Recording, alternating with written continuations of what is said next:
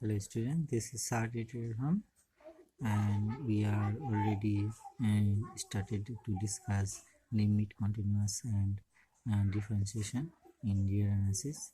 So now we continue our study. We will continue to study about the continuous functions properties. What kind of property continuous functions hold. So first we start the sum or difference of two continuous functions is a continuous function. If you have fx is a continuous function in an interval, I am taking an open interval, and if phi x is also a continuous function in the same interval, then any addition or any subtraction between them plus minus fx phi x is also continuous at that interval. So or at any point of this interval. So you need to remember this property. Now real can be extended to the case of finite number of functions. If you take many functions fx, phi x, psi x, gx, lx, many finite number of functions, all are continuous in a certain interval, then their addition or subtraction all are continuous in the same interval or the same point in the interval.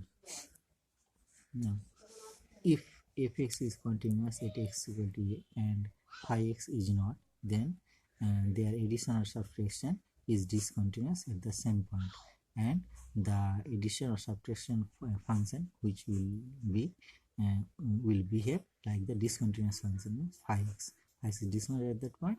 That's why the addition or subtraction after addition or subtraction, what will get the function? That function will behave such like the discontinuous function. Should be remembered. Now, the product of two continuous functions is a continuous function. If in an interval of x, open interval, two functions are defined, phi x and psi x, both are continuous. Phi fx and phi x both are continuous, then their product is also continuous at that interval or any point at that interval. The real may be extended to a finite number of continuous functions. Finite number of continuous. If you take many continuous functions in a certain interval, of course continuous in that interval, and the number is finite, then their product after product you get the new function also be continuous in that interval and or any point in that interval. The quotient of any two continuous functions is also continuous function in any interval, open interval, provided that the denominator must need not be 0 in that interval. Here if is the numerator, phi x is the denominator. In any interval, if both are continuous, but it is mandatory that phi x need not be 0 in that interval, then this quotient function is also continuous in that interval. Right? So we need just one condition, that the phi x not equal to 0 in that interval or any point in that interval and continuous.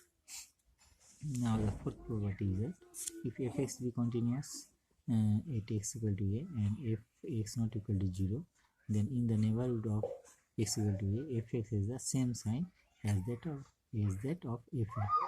Means that fx is continuous x equal to a and fa not equal to 0, then in the neighborhood of x equal to a, fx has same sign as that of.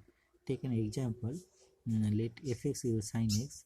If we put a is equal to pi by 2, then sin pi by 2 is equal to 1, not equal to 0, which a condition, fa not equal to 0, then positive. Then what will, if you take the neighborhood of x here is equal to pi by 2, in the neighborhood of pi by 2, all the points give the fx function positive, because fa not equal to 0. The same sign, if a is positive, then the neighborhood points of a pi by 2, like take a point pi by 4, So pi 4 is also neighborhood point, is more distance. Just for easy to understand, I am taking to the neighborhood point pi by 4. If we put pi by 4, then we get sin pi by 4 also a positive value. So this is the necessary condition. So in that interval of if we take the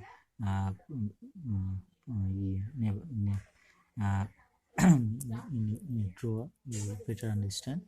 If E is here and the epsilon you take pi by 4, epsilon is pi by 4, then the since A is equal to pi by 2, A is equal to pi by 2, so here this point you would get maximum pi by 2 plus pi by 4, and here you get in the real line pi by 2 minus pi by 4. So from this point to this point, the neighborhood points, if x is positive since and gives positive gives not zero value, so the fx is always positive there.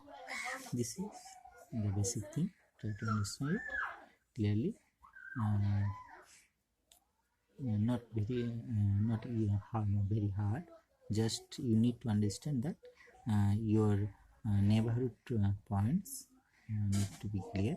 Neighborhood points, if you take all positives, positive, and the function is giving not equal to 0, then you must find that fx is the same sign as that of fa.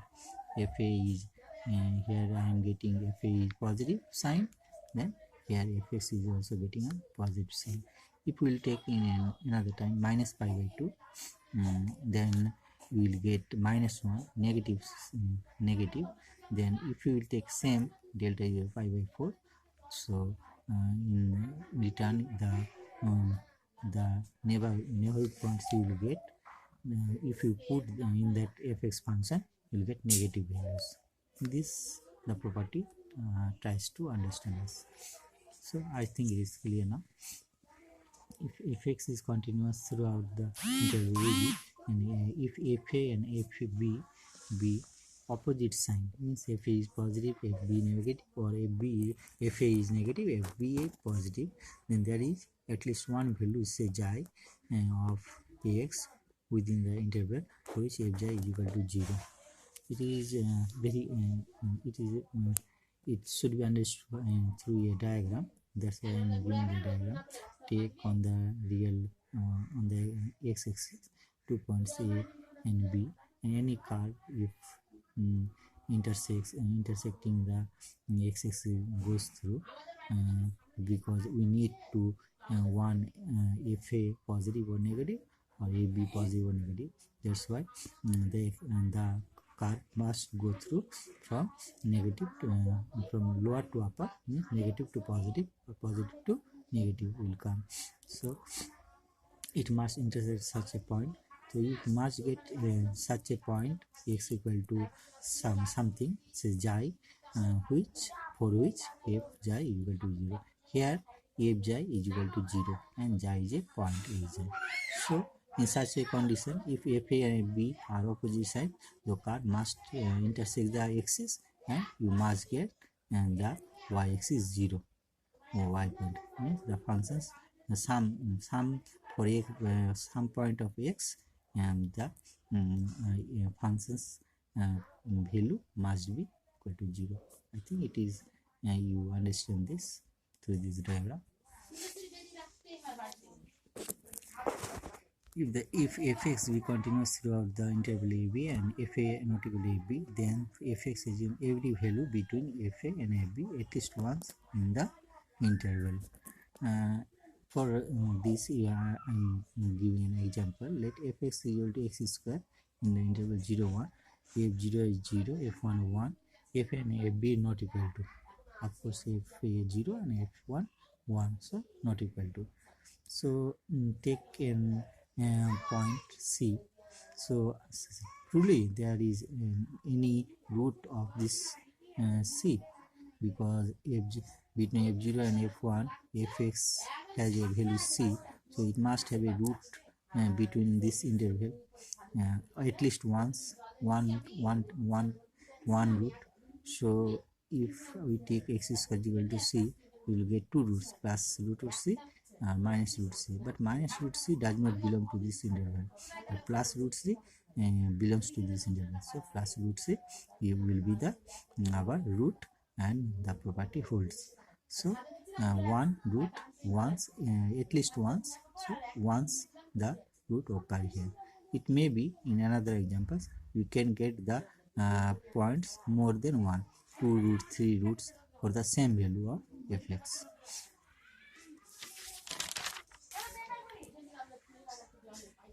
Another example, here are more roots. Take this, take fx equal sign interval is 0 to 5 pi by 2. If f0 is equal to 0 and if 5 pi by 2 is 1, so both are not equal. We assume that f0 c belongs to f0 to f5 by 2. So sin x equal to c must be one value of a, one value, at least one value of x must satisfy this equation. So here solving this, we know the trigonometric property, x must be equal to this one. So and n belongs to the integers. So here we just take 0, 1, 2 of value n, for which x belong to 0 to 5 pi by 2.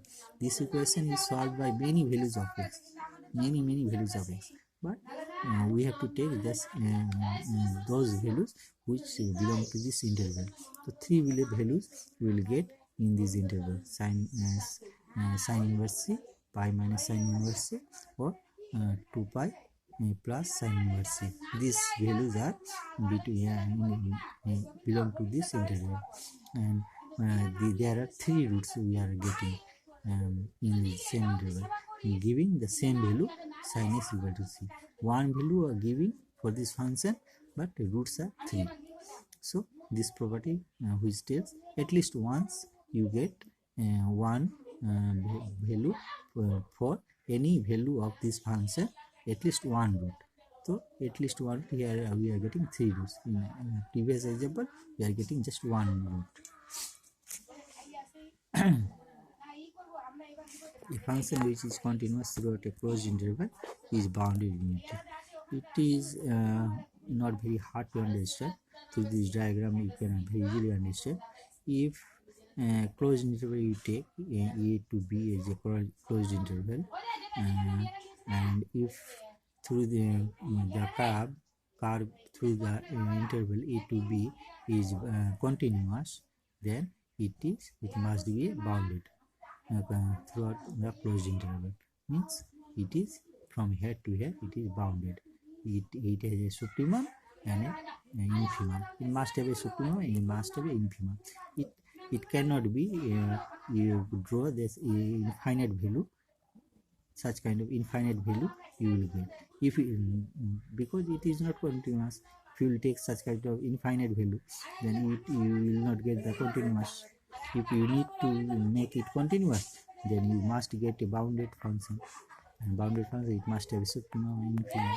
This diagram tells this property properly. That's why I am giving this diagram. Take this sin x y sin x diagram. Here sin x is bounded function from -1 to 1. So here we get very clear example. From her any interval you take, that you get a supremum and infimum. You take 0 to pi by 2 is supremum and infimum, 0 to pi is supremum, 2 infimum. So this is fully bounded, and now we get supremum and infimum. And now we discuss continuous of elementary functions. These are very important to know. First, that limit of x to the power n equal to en, where n for all n except a is equal to 0 and n is negative. A cannot be negative and a cannot be 0. If such kind of condition holds, then limit of x to the power n, x tends to a, is equal to a to the power n. This condition is a not equal to 0, n cannot be negative. Note that when n is negative and n is minus m, and then m is positive, then it will take this form, xn equal to 1 by x to the power n, which either does not tend to limit or plus infinity, or as x tends to 0, tends to infinity, s tends to 0.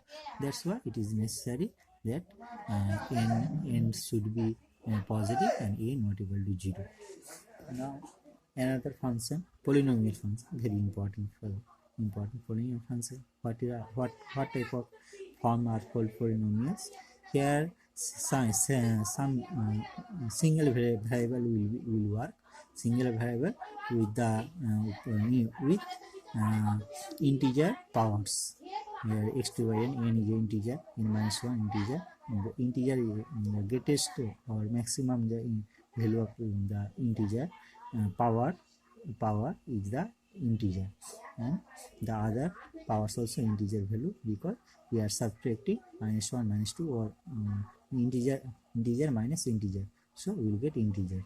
And all the variables are multiplied with coefficient. Such kind of form are called polynomial forms. So this is a very important, since if all the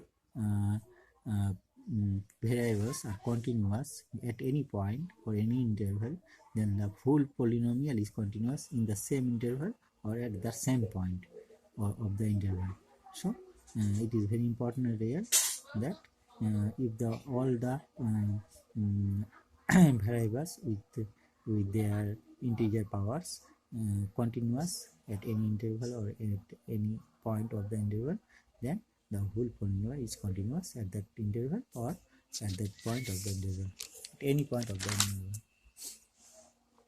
Now rational algebraic functions, these are in such kind of form up to one denominator, numerator, and denominator polynomial. Polynomial already discussed. So the numerator will be also a polynomial, and the denominator will also be a polynomial.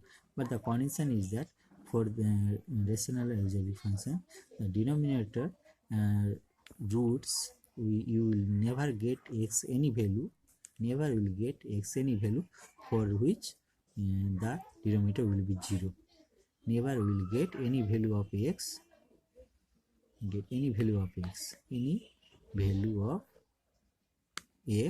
for which the denominator will be 0.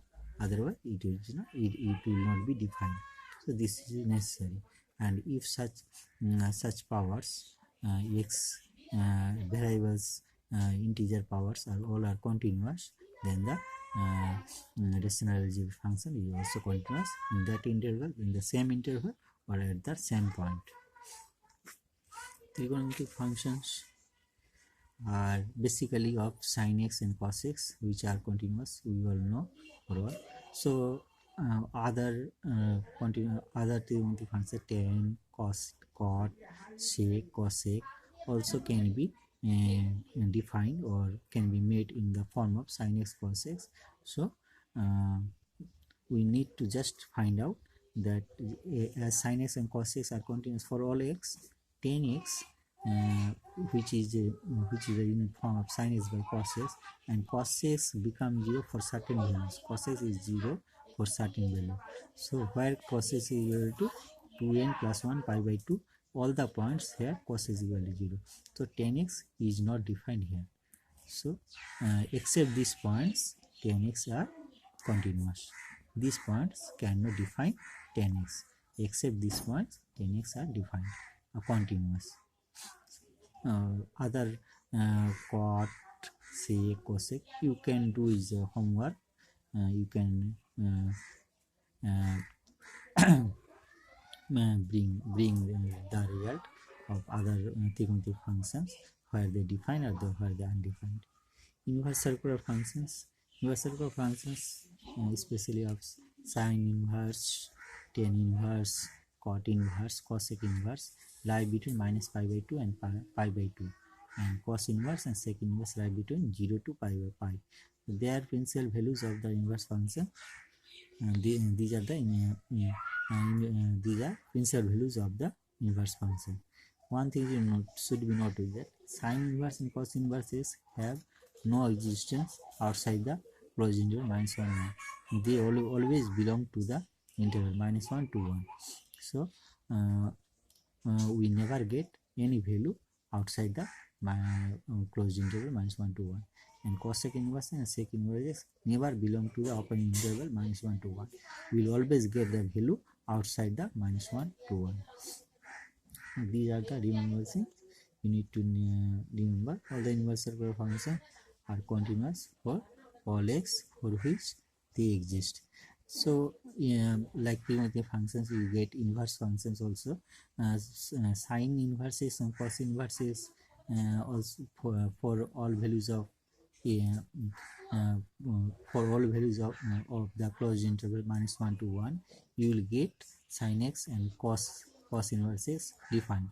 But you need to find out other points, other intervals for which the other trigonometric functions are continuous. It is your homework. Okay, just go to do the homework.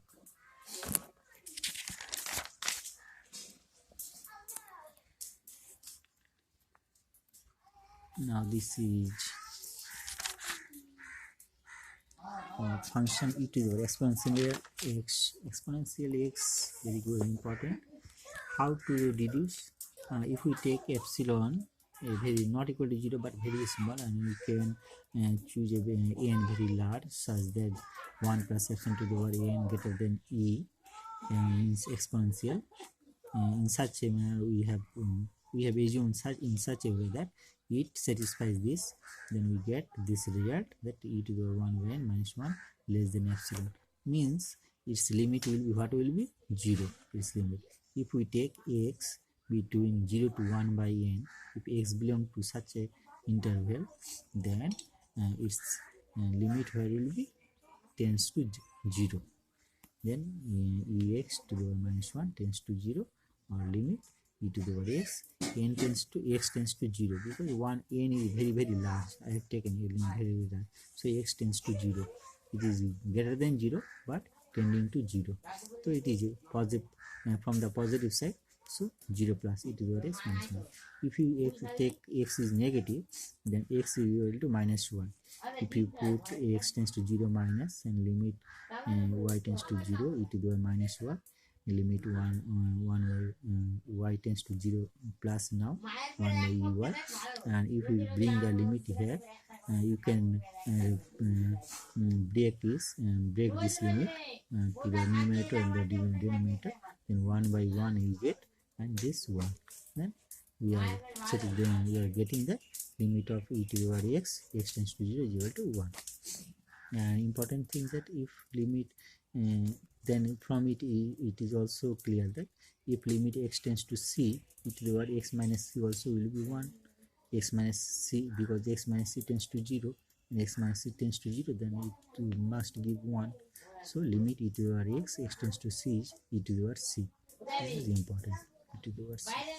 The power x is continuous, and at each point c, at each point of c, e to the power x is continuous. Now, function of log x where x greater than 0. For negative or equal to 0 values or negative values of x, logarithm is not defined. So we must take x always positive and greater than 0. So if you take log x y and log of x is x plus h y plus k, here e to the power y is equal to x, e to the power y plus k is equal to x plus k. If k tends to 0, then ey plus k tends to ey. K tends to 0, so ey plus k must be e to the power y. H tends to 0, this means h tends to 0. It tends to that, then h must be tends to 0, because x nearly the same value, so h must be tends to 0. So it then gives that logarithm of x plus h minus log of h tends to 0. So this result will be giving that log x must be continuous for x greater than 0. Logarithm of x is a continuous function just for only x greater than 0, not for equal to 0 or not less than 0. Thank you. Subscribe this channel. Subscribe this channel and share these videos to your friends. And I wish very good luck to all of you that you are now. I think you are now getting yourself in good in real analysis. I'll continue my videos to solve more problems in real analysis. Thank you for that, and please like this video and share with your friends. Thank you very much.